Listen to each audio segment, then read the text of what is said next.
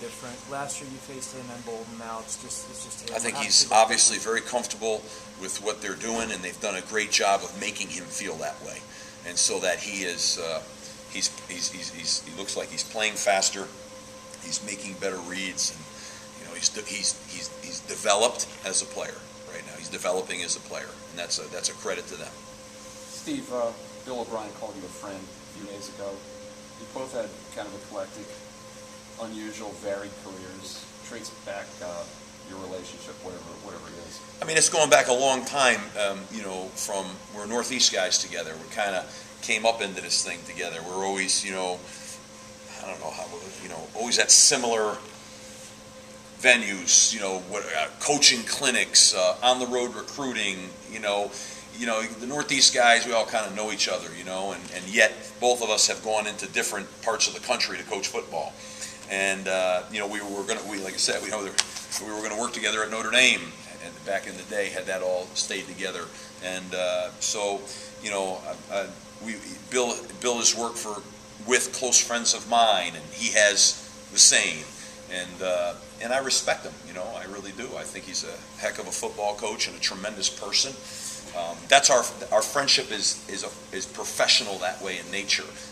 We don't socialize, but he's a tough guy and hard nosed, and he coaches the way that we coach. I think there's some we share some of the same kind of passion and the same kind of energy towards what we do. So I think all of those things. He was with the Patriots, and we had a great relationship with them. When I was at Florida, and just all these little tie-ins here, there, and everywhere. But that's what it is, And I'd put it as without a question. I only speak for myself. I never speak for anybody else. But I have a great deal of respect for him, and who he is as a person, and who he is as a football coach. And what I really enjoy is when I watch the film, I see that in his football team right now, and I'm happy for him for that, because that's the most important building block, I would imagine, for any program as you start it, is to put that in there, and that's happening. And his seniors, his older guys, in my opinion, have been really done a great job holding that thing together with good leadership. So I'm not an infomercial for Penn State, but you asked me a question, and I'm giving you the most honest answer I can give you. Talk about Kevin Newsom. He said he approached you about moving to the wideout position, and where are you guys at with that? And if so, if he's going to move there, do you think he'll play wideout against Penn State? Well, I mean, it's hard to move somebody when he's playing quarterback for you, because in a blink. In a blink, someone goes down. All of a sudden, you're one snap away from playing in the game. And quarterback position is not one of those positions where you can go take a couple of reps and then go over here for the rest of the day. So that makes it a little harder than another typical position where you might be able to do that. We did take a look at him. He has obviously some great athletic talents. We'd like to utilize that, but we don't want to.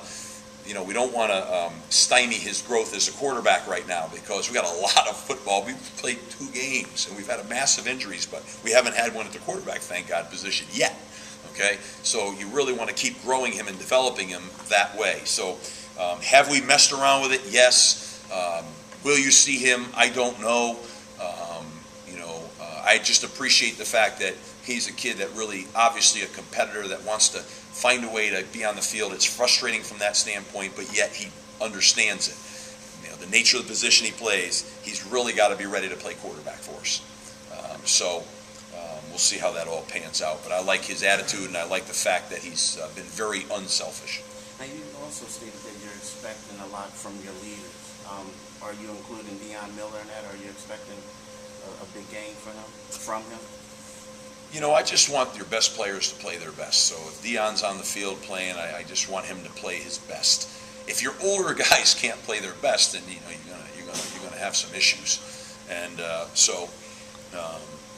speaking to whoever that fits to, and we need that to happen. How is he? Is he okay, Deion? Yeah, I mean, Deion's had a few issues. He was sick, and so I'm just hoping that he can get himself feeling great again. So we'll see.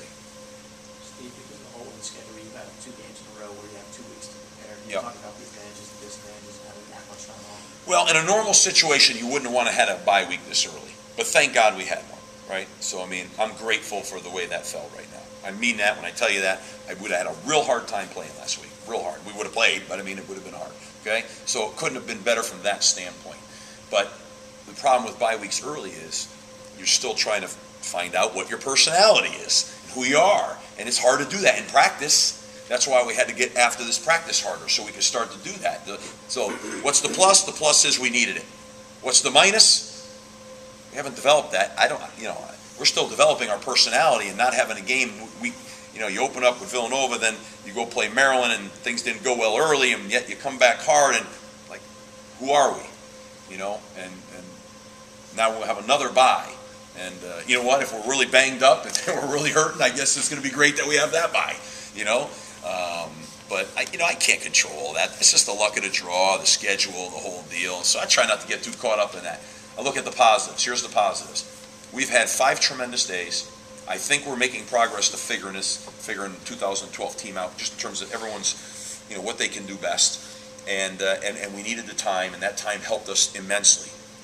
So view it as a positive, and then worry about the next one when the next one comes. Right now, got one focus right now. Find a way to go up there and find a win. That's it. Go play as hard as you can. Don't play tight. Just go up there, go play. And just go as hard as you can, and let's execute at a high level. Let's enjoy that game. Let's find a way to win and get on the bus. Yeah. Brandon McManus, can you just talk about the award that he received? Yeah, Brandon has done a lot of things at Temple. He's been a great representative of our program on and off the field. He's done a tremendous amount of community service work. He's a fantastic football player and a great person. So, very deserving of the award. Great representative for the university, and that's a very important award because it really speaks to a true student athlete. It's about all of the above. So, real happy for he and his family.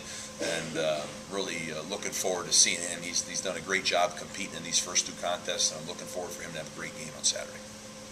Back to having the time off, you had mentioned earlier how you're trying to get young guys adjusted to going through a traditional game week by week. Have you tried to keep that intact? I know you mentioned that you've been studying the silent games for a while to get ready specifically for Penn State. Did you try to keep the game week intact, or has it been extra preparation? It's been different because instead of you might say Tuesday, today would be a Tuesday for us. It'd be a very segmented day, okay? Drills you don't know what they are, but pods, where O-line, D-line just isolates certain blocking schemes. Inside, this, that. We've really been more in team run, team pass, trying to get it game-like, because 1, we didn't play a game, and 2, we got a lot of guys in there that haven't played a lot of games. So we're trying to make it as game-like. So the structure of practice is a little different than it would traditionally be right now. Again, it's my job to sit here and say, okay, how do we maximize who we are right now? I can't just have, here's the round hole, I'm going to put a round peg in it. And I've spent a lot of time in the last 2 weeks saying, you know what, this is a round hole. I can't put the square peg in here. I'm going to change a little bit. We're going to do something differently. We're going to practice differently because this team needs more live, full speed, game style reps under its belt. It doesn't need protected, segmented work where it's scripted a certain way for whatever reason. It's got to be more game like. So we've created that this week, and I think it's helped us. I hope we show the proof in that pudding, but all you can do is do the things that you need to work on. So it's not been traditional. So we're in an untraditional deal right now, but we're in what we think is best for us to play better. We'll see. Thanks, Coach. All right, guys.